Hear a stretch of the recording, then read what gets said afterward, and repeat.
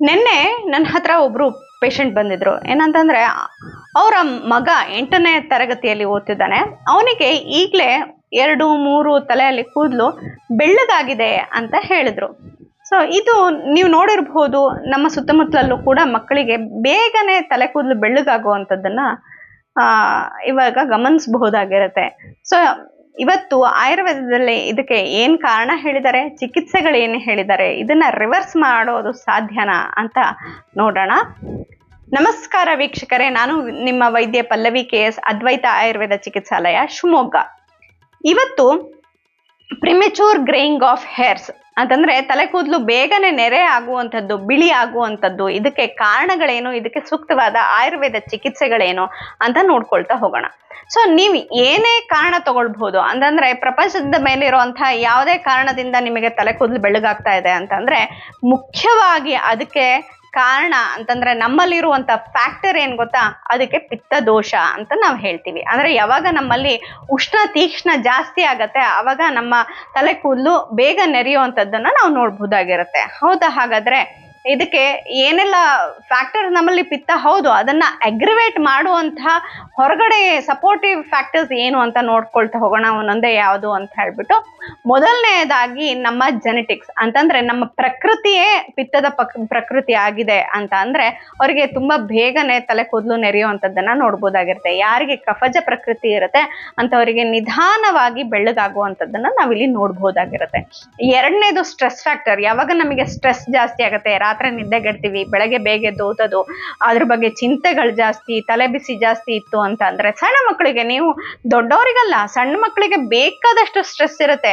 ಇವತ್ತು passing marks ಅನ್ನ ಕಡಿಮೆ ಮಾಡಿದ್ರು ಕೂಡ ಯಾರಿಗೆ ಎಲ್ಲರೂ ಕೂಡ 90+ ಬರಬೇಕು ಅಂತಾನೆ ಎಕ್ಸ್ಪೆಕ್ಟೇಷನ್ ಇಟ್ಕೊಂಡಿರುವಂತ ಪೇರೆಂಟ್ಸ್ ಮತ್ತೆ ಸ್ಕೂಲ್ಸ್ಗಳು ಒಂದು ದಿನ ರಜಾ ಇಲ್ಲದೆ ಅವರಿಗೆ ಹೋಮ್ ವರ್ಕ್ಸ್ ಮತ್ತೆ ಟೆಸ್ಟ್ಗಳು, ಯೂನಿಟ್ ಟೆಸ್ಟ್ಗಳು ಕೊಟ್ಟು ಕೊಟ್ಟು ಕೊಟ್ಟು ಮಕ್ಕಳಿಗೆ ಎಷ್ಟು ಸ್ಟ್ರೆಸ್ ಮಾಡಿದ್ದಾರೆ ಅಂದ್ರೆ ತಲೆ ಕೂದಲು ನೆರಿದೇ ಇರುತ್ತಾ? ಖಂಡಿತವಾಗಿ ನೆರೆಯುತ್ತೆ.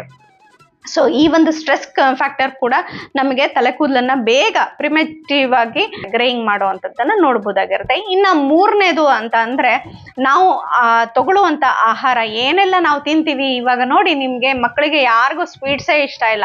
ಸ್ವೀಟ್ಸ್ ಅಂದ್ರೆ ಚಾಕ್ಲೇಟ್ ಒಂದೇ ತಿನ್ನೋದು, ಅದು ಬಿಟ್ಟು ನಾವು ತಿನ್ನೋ ಹಾಗೆ ಪಾಯಸಗಳು, ಹಲ್ವಾಗಳು ಈ ಥರದನ್ನೆಲ್ಲ ತಿಂತಾರ? ಖಂಡಿತ ಇಲ್ಲ. ಅವರಿಗೆ ಬೇಕಾಗಿರೋದು ಪಾನಿಪುರಿ, ಚಟ್ಪಟ ಚಟ್ಪಟ ಅನ್ನೋವಂಥದ್ದನ್ನೇ ಬೇಕು ಅವರಿಗೆ.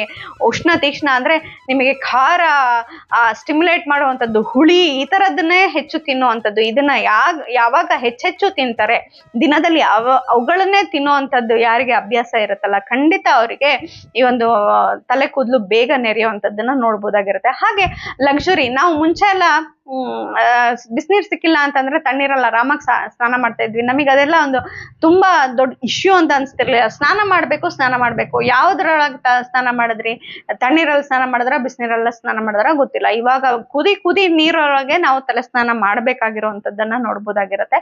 ಸೊ ಈ ಒಂದು ಫ್ಯಾಕ್ಟರ್ ಕೂಡ ನಮಗೆ ತಲೆ ಕೂದಲನ್ನ ಬೇಗ ಬಿಳಿ ಮಾಡುವಂತದ್ದನ್ನ ನೋಡ್ಬೋದಾಗಿರುತ್ತೆ. ಸೊ ನೀವು ಅದನ್ನೇನ ಹೇಳಿದ್ನಲ್ಲ, ಆಹಾರ ಇರಬಹುದು, ವಿಹಾರಗಳಿರಬಹುದು, ನಾವು ಏನ್ ಮಾಡ್ತೀವಿ, ನಮಗೆ ಯಾವ ತರ ಜೀವನ ಶೈಲಿಯನ್ನ ನಾವು ಇಟ್ಕೊಂಡಿದೀವಿ, ಯಾವುದನ್ನ ಮಾನಸಿಕತೆ ಇರಬಹುದು, ಯಾವುದನ್ನ ನೋಡಿದ್ರು ಕೂಡ ಯಾವುದು ನಿಮಗೆ ಪಿತ್ತವನ್ನ ಅಗ್ರವೇಟ್ ಮಾಡುವಂತ ಫ್ಯಾಕ್ಟರ್ಸ್ ಗಳಿರುತ್ತಲ್ಲ, ಅದರಿಂದನೇ ಕೂಡ ನಿಮಗೆ ಬರುವಂತದ್ದು ಈ ಒಂದು ತಲೆ ನೆರೆಯುವಂಥದ್ದು, ಬೇಗ ನೆರೆಯುವಂಥದ್ದನ್ನ ನೋಡ್ಬೋದಾಗಿರುತ್ತೆ. ಸೊ ಹಾಗೆ ಎನ್ವೈರನ್ಮೆಂಟಲ್ ಫ್ಯಾಕ್ಟರ್ಸ್ ಅಂತ ತಗೊಂಡಾಗ ನಿಮಗೆ ಯಾರು ಆನುಪ ದೇಶದಲ್ಲಿದ್ದಾರೆ ಅಂತಂದ್ರೆ ಸ್ವಲ್ಪ ಕೋಲ್ಡ್ ಪ್ರದೇಶಗಳಲ್ಲಿ ಇರ್ತಾರೆ ಅಂಥವರಿಗೆ, ಅಂತಂದ್ರೆ ಉಷ್ಣ ವಲಯದಲ್ಲದೆ ಸ್ವಲ್ಪ ಶೀತ ವಲಯದಲ್ಲಿ ಇರ್ತಾರೆ ಅಂಥವರಿಗೆ ಸ್ವಲ್ಪ ಕಡಿಮೆ ನೆರೆಯುವಂಥದ್ದನ್ನ, ಕಂಪ್ಯಾರಿಟಿವ್ಲಿ ಕಡಿಮೆ ನೆರೆಯುವಂಥದ್ದನ್ನ ನೋಡ್ಬೋದಾಗಿರುತ್ತೆ. ಇನ್ನು ದೇಹದಲ್ಲಿ ಉಷ್ಣಾಂಶ ಯಾವಾಗ ಜಾಸ್ತಿ ಇರುತ್ತೆ ಅಂಥವರಿಗೆ ಹೆಚ್ಚು ಬೇಗ ನೆರೆಯುವಂಥದ್ದನ್ನ ನೋಡ್ಬಹುದಾಗಿರುತ್ತೆ. ಸೊ ಇವಾಗ ನೋಡಿರ್ಬೋದು ನೀವು, ಮಳೆ ಆಗ್ತಾ ಇಲ್ಲ, ಬರಗಾಲ ಜಾಸ್ತಿ ಆಗ್ತಾ ಇದೆ, ಬಿಸಿಲು ಇಷ್ಟು ಹೊಡಿತಾ ಇದೆ, ಅದರಿಂದ ಕೂಡ ನಮಗೆ ಏನಾಗುತ್ತೆ, ಎನ್ವೈರನ್ಮೆಂಟ್ ಅಲ್ಲಿ ಉಷ್ಣಾಂಶ ಜಾಸ್ತಿ ಆಗ್ಬಿಟ್ಟು ನಮಗೆ ಈ ಒಂದು ಫ್ಯಾಕ್ಟರ್ ಇಂದ ನಮ್ಮ ಕಣ್ಣುರಿ ಬರುವಂಥದ್ದು, ಅಂಗಾಲೂರಿ ಬರುವಂಥದ್ದು, ಇವೆಲ್ಲ ಕೂಡ ನೋಡ್ಬೋದಾಗಿರುತ್ತೆ. ಇದರಿಂದ ಕೂಡ ನಮಗೆ ಹೆಚ್ಚು ಬೇಗ ತಲೆ ಕೂದಲು ನೆರೆಯುವಂಥದ್ದನ್ನ ಕೂಡ ನೋಡ್ಬೋದಾಗಿರುತ್ತೆ. ಇನ್ನು ಬೇರೆ ಬೇರೆ ಕಾಯಿಲೆಗಳು, ಯಾವುದು ಉಷ್ಣ ತೀಕ್ಷ್ಣದಿಂದ ಬರುವಂತಹ ಪಿತ್ತಜ ವ್ಯಾಧಿಗಳು, ತಲೆ ನೋವು ಇರಬಹುದು, ಕಣ್ಣುರಿ ಇರಬಹುದು, ಅಥವಾ ಪದೇ ಪದೇ ಜ್ವರ ಬರುವಂಥದ್ದು ಇರ್ಬೋದು, ದೇಹದಲ್ಲಿ ಯಾವಾಗ್ಲೂ ಉಷ್ಣಾಂಶ ಜಾಸ್ತಿ ಇರುವಂಥದ್ದು ಇರ್ಬೋದು. ಮೇಡಮ್ ನನಗೆ ಯಾವಾಗ ನೋಡಿದ್ರು ಕಾಲು ಅಂಗಾಲು ಅಂಗೈ ಉರಿನೇ ಇರುತ್ತೆ, ಯಾವಾಗ ನೋಡಿದ್ರು ಉಷ್ಣನೇ ಇರುತ್ತೆ ಅಂತ ಹೇಳುವಂತವ್ರು ಇರ್ಬೋದು. ಅವರಿಗೆ ತಲೆ ಕೂದಲು ಬೇಗ ನೆರೆಯುವಂಥದ್ದನ್ನ ನೋಡ್ಬೋದಾಗಿರುತ್ತೆ. ಸೊ ಇದೆಲ್ಲ ನೋಡಿದ್ರಲ್ಲ ಕಾರಣಗಳು ಇಷ್ಟೆಲ್ಲ ಇದು ಅಂತ ಅಂದ್ರೆ, ಇದಕ್ಕೆ ನಾವು ಚಿಕಿತ್ಸೆ ಏನೆಲ್ಲ ಮಾಡಬಹುದಾಗಿರುತ್ತೆ. ಜೆನೆಟಿಕ್ಸ್, ಯಾರಿಗೆ ಪ್ರಕೃತಿಯೇ ಪಿತ್ತ ಆಗಿರುತ್ತಲ್ಲ ಅಂತವ್ರು ಆ ಪ್ರಕೃತಿಯನ್ನ ಹೊರತುಪಡಿಸಿ ಇರ್ಲಿಕ್ಕೆ ಆಗೋದಿಲ್ಲ ಅಂತವ್ರು ಆದಷ್ಟು ಉಷ್ಣ ತೀಕ್ಷ್ಣದ ಆಹಾರಗಳನ್ನ ಸೇವನೆ ಮಾಡದೆ ತಂಪಾದ ಆಹಾರಗಳನ್ನ ಹೆಚ್ಚಾಗಿ ಸೇವನೆ ಮಾಡೋದು, ನೀರನ್ನ ಹೆಚ್ಚಾಗಿ ಸೇವನೆ ಮಾಡೋದು, ಹಾಲನ್ನ ಹೆಚ್ಚಾಗಿ ಸೇವನೆ ಮಾಡುವಂಥದ್ದು, ಮಜ್ಜಿಗೆಯನ್ನು ಹೆಚ್ಚಾಗಿ ಸೇವನೆ ಮಾಡುವಂಥದ್ದು. ಆಹಾರದಲ್ಲೂ ಕೂಡ ಅಷ್ಟೇ ಖಾರ ಹುಳಿಗಳನ್ನ ಕಡಿಮೆ ಮಾಡಿ ಈ ಒಂದು ಒಗರು ಕಹಿ ಮತ್ತು ಸಿಹಿಯನ್ನ ಹೆಚ್ಚಾಗಿ ಮಾಡುವಂಥದ್ದನ್ನ ನಾವು ಮಾಡಿದಾಗ ಈ ಒಂದು ಪಿತ್ತ ಕಡಿಮೆ ಆಗತ್ತೆ. ನಮ್ಮಲ್ಲಿ ಏನ್ ಹೇಳ್ತಾರೆ ಗೊತ್ತಂದ, ಕಷಾಯ ಮತ್ತೆ ತಿಕ್ತ ಮತ್ತು ಮಧುರ, ಅಂದ್ರೆ ಒಗರು ಕಹಿ ಮತ್ತು ಸಿಹಿ ನಿಮಗೆ ಈ ಪಿತ್ತವನ್ನ ಕಡಿಮೆ ಮಾಡುವಂಥದ್ದನ್ನ ನೋಡ್ಬೋದಾಗಿರುತ್ತೆ. ಸೊ ಈ ಒಂದು ಫ್ಯಾಕ್ಟರ್ಸ್ ಇರುವಂತಹ ಅಥವಾ ರಸ ಇರುವಂತಹ ರುಚಿ ಇರುವಂತಹ ಆಹಾರವನ್ನ ನಾವು ಸೇವನೆ ಮಾಡೋದ್ರಿಂದ ಪಿತ್ತವನ್ನ ನಾವು ಕಡಿಮೆ ಮಾಡ್ಕೊಳ್ಬಹುದಾಗಿರುತ್ತೆ. ಹೆಚ್ಚು ಚಟ್ಪಟ ಅಂದ್ರೆ ಹುಳಿ, ಉಪ್ಪು, ಖಾರದ ಐಟಮ್ಸ್ ಗಳನ್ನ ಮತ್ತೆ ಉಷ್ಣ ಆಗುವಂಥದ್ದು ಕಾಳುಮೆಣಸು, ಜೀರಿಗೆ ಇವುಗಳನ್ನ ಹೆಚ್ಚಾಗಿ ಕಡಿಮೆ ಮಾಡಿ ನಾವು ಬೇರೆಯ ಒಂದು ಪ್ಲೇನ್ ಅಥವಾ ಕಡಿಮೆ ಮಸಾಲೆ ಇರುವಂತ ಆಹಾರಗಳನ್ನ ಹೆಚ್ಚು ಸೇವನೆ ಮಾಡೋದು ಬಹಳ ಸೂಕ್ತವಾಗಿರುತ್ತೆ ಇದ್ರೊಳಗೆ. ಸೊ ಇದ್ರ ಜೊತೆಗೆ ಆಯುರ್ವೇದದಲ್ಲಿ ಚಿಕಿತ್ಸೆ ಏನಪ್ಪಾ ಅಂದ್ರೆ ಮೂಗಿಗೆ ನಸ್ಯವನ್ನ ಹಾಕುವಂಥದ್ದು. ಸೊ ಇದ್ರೊಳಗೆ ನಾವು ಪಿತ್ತಹರ ಆಗಿರುವಂತಹ ಎಷ್ಟಿಮದು ತೈಲದ ನಸ್ಯವನ್ನ ಮಾಡಬಹುದಾಗಿರುತ್ತೆ.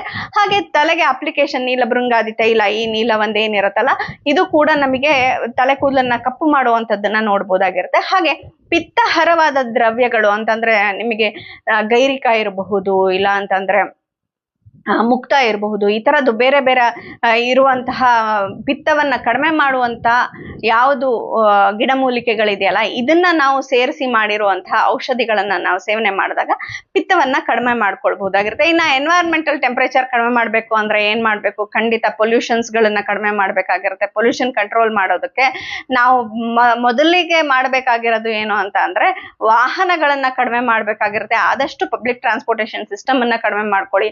ಹಾಗೆ ಮಕ್ಕಳಿಗೆ ಶಾಲೆಗಳಲ್ಲಿ ಸ್ಟ್ರೆಸ್ ಗಳನ್ನ ಕಡಿಮೆ ಮಾಡಿ ಅವರು ಪಾಸ್ ಆದ್ರೆ ಸಾಕು, ಜೀವನ ಮಾಡಬಹುದಾಗಿರುತ್ತೆ. ನೀವು ಎಷ್ಟು ಜಾಸ್ತಿ ಓದ್ದವರು ಕೂಡ ಫೇಲ್ಯೂರ್ಸ್ ಗಳನ್ನ ನಾವು ನೋಡ್ಬೋದು. ಅದೇ ಕಡಿಮೆ ಓದ್ದವರು ಅಂದ್ರೆ ನೀವು ನೋಡ್ಬೋದು, ವಿರಾಟ್ ಕೊಹ್ಲಿ ಎಷ್ಟು ಓದಿದ್ದಾರೆ, SLC ಪಾಸ್ ಮಾಡಿರಬಹುದು ಅವರು ಅಷ್ಟೇ, ಆದ್ರೆ ಕ್ರಿಕೆಟ್ ಅಲ್ಲಿ ಎಷ್ಟು ಒಳ್ಳೆ ಪಟು ಆಗಿದ್ದಾರೆ. ಹಾಗೆ ನಾವು ಅವರ ಒಂದು ಟ್ಯಾಲೆಂಟ್ ಅನ್ನು ನೋಡಿ ಅವ್ರಿಗೆ ಯಾವ್ದು ಬೇಕೋ ಆ ಒಂದು ಫೀಲ್ಡ್ ನ ಚೂಸ್ ಮಾಡೋದಕ್ಕೆ ಬಿಟ್ಟು ಓದು ಅಥವಾ ಶಾಲೆಯ ಒಂದು ಸ್ಟ್ರೆಸ್ ಇಂದ ಅವರನ್ನ ದೂರ ಮಾಡೋದ್ರಿಂದ ಕೂಡ ತಲೆ ನೆರೆಯುವಂಥದ್ದನ್ನ ಬೇಗ ಪ್ರಿಮಿಟಿವ್ ಆಗಿ ನೆರೆಯುವಂಥದ್ದನ್ನ ಕಡಿಮೆ ಮಾಡಬಹುದಾಗಿರುತ್ತೆ.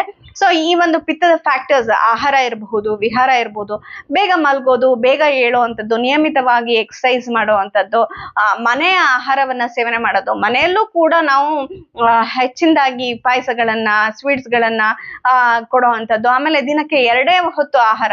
ಸ್ವೀಟ್ಸ್ ತಗೊಳ್ಳಿ ಅಂತಂದ್ರೆ ಚೆನ್ನಾಗಿ ಊಟ ಮಾಡ್ಬಿಟ್ಟು ಆ ಸ್ವೀಟ್ಸ್ ಅನ್ನ ತಗೊಳ್ಳೋದಲ್ಲ, ದಿನಕ್ಕೆ 2 ಹೊತ್ತು ಆಹಾರವನ್ನ ಸೇವನೆ ಮಾಡುವಂಥದ್ದು. ಸೊ ಹೊರಗಡೆ ಐಟಮ್ಸ್ ಗಳನ್ನ ಕಡಿಮೆ ಮಾಡುವಂಥದ್ದು, ಪಿತ್ತವನ್ನ ವೃದ್ಧಿ ಮಾಡುವಂಥದ್ದು. ಅಂದ್ರೆ ಥಾಟ್ ಪ್ರೊವೋಕಿಂಗ್ ಅಂದ್ರೆ ತುಂಬಾ ಏನು ಅಂತಂದ್ರೆ ಕ್ರೈಮ್ ಇರುವಂತಹ ಮೂವೀಸ್ಗಳು, ಹೊಡೆದಾಟ ಬಡದಾಟ ಇರುವಂತಹ ಮೂವೀಸ್ಗಳನ್ನ ನೋಡುವಂಥದ್ದು, ಇವನ್ನೆಲ್ಲ ಕಡಿಮೆ ಮಾಡೋದ್ರಿಂದ, ರಾತ್ರಿ ಜಾಗರಣೆ ಮಾಡುವಂಥದ್ದನ್ನ ಕಡಿಮೆ ಮಾಡೋದ್ರಿಂದ ಕೂಡ ನಮಗೆ ತಲೆ ಕೂದಲು ನೆರೆಯುವಂಥದ್ದನ್ನ ಕಡಿಮೆ ಮಾಡ್ಬೋದಾಗಿರುತ್ತೆ. ಅದ್ರ ಜೊತೆಗೆ ಪ್ರತಿನಿತ್ಯ ನೀವು ತಲೆಗೆ ಸ್ನಾನ ಮಾಡಬೇಕು ಅಂತಂದ್ರೆ ಉಗುರು ಬೆಚ್ಚಗೆ, ಇಲ್ಲ ಅಂದ್ರೆ ದೇಹದ ಟೆಂಪರೇಚರ್ ಎಷ್ಟಿದೆ ಅಷ್ಟರ ನೀರಲ್ಲಿ ಮಾತ್ರ ತಲೆಗೆ ಸ್ನಾನ ಮಾಡಿ. ತಣ್ಣೀರಲ್ಲಿ ಸ್ನಾನ ಮಾಡಿದ್ರು ಓಕೆ, ನಿಮಗೆ ತಣ್ಣೀರ್ ಆಗಲ್ಲ ಅಂತಂದ್ರೆ ಬೆಚ್ಚಗಿರೋ ನೀರಲ್ಲಿ ತಲೆ ಸ್ನಾನ ಮಾಡಿ. ದೇಹಕ್ಕೆ ಮಾತ್ರ ಯಾವಾಗ್ಲೂ ಕೂಡ ತಣ್ಣೀರಲ್ಲಿ ಸ್ನಾನ ಮಾಡೋದು ಬಹಳ ಸೂಕ್ತ ಅಂತ ಹೇಳಲಿಕ್ಕೆ ಬಯಸ್ತೇನೆ. ಸೊ ಇದಿಷ್ಟನ್ನ ಪ್ರತಿನಿತ್ಯ ಫಾಲೋ ಮಾಡಿ. ಹಾಗೆ ಕೆಮಿಕಲ್ಸ್ ಗಳನ್ನ ಏನ್ ಬಳಸ್ತಾ ಇದ್ದೀರಾ, ಶಾಂಪೂಗಳು, ಬೇರೆ ಯಾವ ಪ್ರಾಡಕ್ಟ್ಸ್ ಬಳಸ್ತಿದ್ದೀರಾ, ಶಾಂಪೂ ಬಳಸದೆ ಇರಕ್ಕೆ ಆಗಲ್ಲ ಅಂದ್ರೆ ಅಟ್ಲೀಸ್ಟ್ ಡೈಲ್ಯೂಟ್ ಮಾಡಿ, ಶಾಂಪೂವನ್ನ ನೀರಲ್ಲಿ ಡೈಲ್ಯೂಟ್ ಮಾಡಿ ಆಮೇಲೆ ತಲೆಗೆ ಅಪ್ಲೈ ಮಾಡ್ಕೊಳ್ಳುವಂಥದ್ದನ್ನ ಮಾಡಿ. ಇನ್ನ ಗ್ರೇ ಆಗಿ ಹೋಗಿದೆ ಮೇಡಮ್, ಈಗ ಅದನ್ನ ರಿವರ್ಸ್ ಮಾಡಕ್ ಆಗೋದಿಲ್ಲ, ಅದಕ್ಕೆ ನಿಮ್ಗೆ ಆಯುರ್ವೇದದಲ್ಲಿ ಏನಾದ್ರು ಚಿಕಿತ್ಸೆ ಇದೆಯಾ ಅಂತಂದ್ರೆ ಖಂಡಿತವಾಗಿ ನಮ್ಮಲ್ಲಿ ನೀಲಿನಿ ಮತ್ತು ತ್ರಿಫಲಾ ಮಸಿಯನ್ನ ಮಿಕ್ಸ್ಚರ್ ಮಾಡಿ ತಲೆಗೆ ಅಪ್ಲೈ ಮಾಡೋದ್ರಿಂದ ತಲೆ ಕೂದಲು ಕಪ್ಪಾಗುವಂತದ್ದನ್ನ ನಾವಿಲ್ಲಿ ನೋಡ್ಬೋದಾಗಿರುತ್ತೆ. ಈ ತರ ಯಾವ್ದಾದ್ರು ಪ್ರಾಡಕ್ಟ್ಸ್ ನಿಮಗೆ ಬೇಕು ಅಥವಾ ಇದಕ್ಕೆ ಸೂಕ್ತವಾದ ಚಿಕಿತ್ಸೆ ಬೇಕು ಅಂದ್ರೆ ಖಂಡಿತವಾಗಿ ನೀವು ಸಂಪರ್ಕಿಸಬಹುದಾಗಿರುತ್ತೆ ಅದ್ವೈತ ಆಯುರ್ವೇದ ಚಿಕಿತ್ಸಾಲಯ ಶಿವಮೊಗ್ಗ. ನೀವು ಕರೆ ಕೂಡ ಮಾಡಬಹುದಾಗಿರುತ್ತೆ 9187484210ಗೆ ಕರೆ ಮಾಡಿ ನಿಮಗೆ ಏನೇ ಸಮಸ್ಯೆ ಇತ್ತು ಅಂತಂದ್ರೆ ಬುಡ ಸಮೇತವಾಗಿ ಅದನ್ನ ನಿವಾರಣೆ ಮಾಡಿ ಅಂತ ಹೇಳ್ಕೊಳ್ತಾ ನನ್ನ ಮಾತುಗಳನ್ನ ಮುಗಿಸ್ತೀನಿ. ಧನ್ಯವಾದಗಳು.